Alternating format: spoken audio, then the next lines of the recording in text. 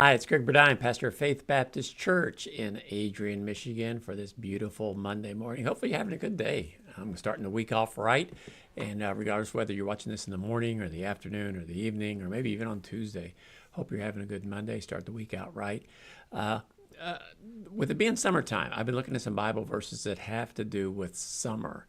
And I found some verses actually that have to do even with the sun. And so I want to share some Bible verses as we go outside, whether it's a sunny day or whether it's a rainy day. The summertime, we often think of the sun.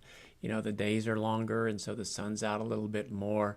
I don't know about you, but those beautiful red sunsets, it's kind of cool when you see the sunset and it's like a ball of fire, or early in the morning and you see the sun coming up. But the sun is a special creation of God that He's given us. And there's some neat Bible verses that I just want to share with you for the rest of July that have to do with the sun. So here's the first one. It's in Job chapter 9 and verse 7. Job's an interesting book. There's a storyline. If you know anything about the book of Job, Job was a person, and he went through some terrible things, and he questioned God and questioned what happened to him. And so it just talks about a little bit about when bad things happen to some really good people. But throughout Job, there's a lot of talk of the natural world, and this verse speaks to that. It's in Job chapter 9 and verse 7. Listen to this. So what it says, He speaks to the sun, and it does not shine. He seals off the light of the stars. That's talking about God. That is power.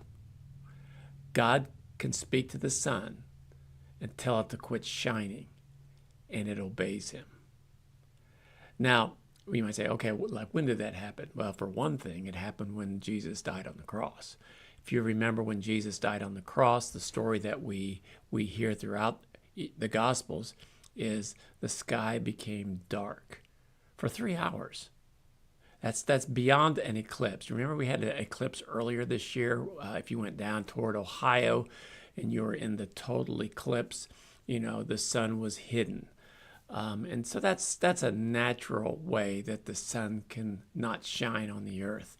But that lasted just a few moments at longest.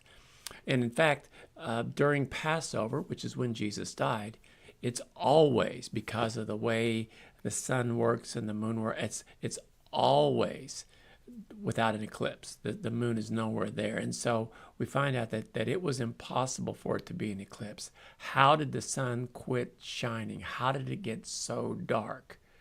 God.